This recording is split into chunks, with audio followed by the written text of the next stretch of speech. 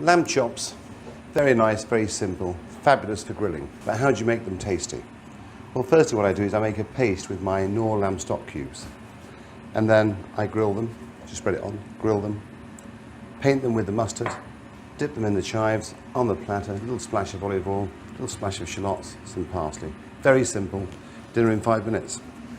So, Knorr lamb stock cube, little olive oil, just dissolve the stock cube into the oil to make a fine paste. The great thing about paste, it seasons evenly. It doesn't fall off when you're cooking. It doesn't wash off. Seasoning the lamb with the paste, what it does do, it intensifies the flavour of the lamb. A little olive oil.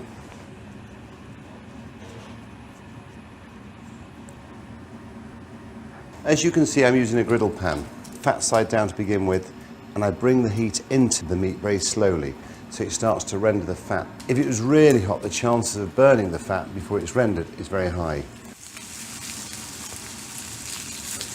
The fat's rendering, so the fat's cooked, but the lamb itself is not cooked. As you can see, I've taken the grill off, so just continue to render slowly.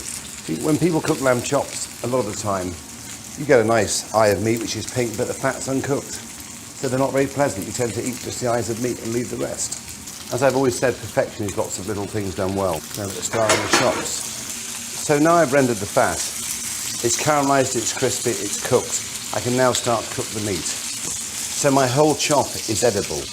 There's nothing unpleasant about it. With the lamb chop, what's important to me is that the fat's crispy. It's like a barbecue. How many times do you get your lamb chops? They're overcooked, but the fat's delicious. It's about eating. As you can see, I'm rotating the tray so that the heat is as even as possible. You can see I've turned my gas ring off and they're continuing to cook very nicely. Dijon mustard, which is very mild. It's your choice how much you put on. Depends how much you like mustard.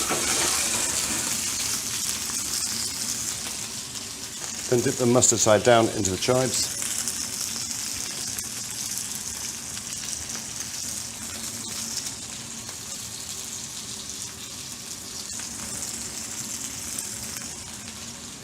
Sprinkle some raw shallots and some parsley.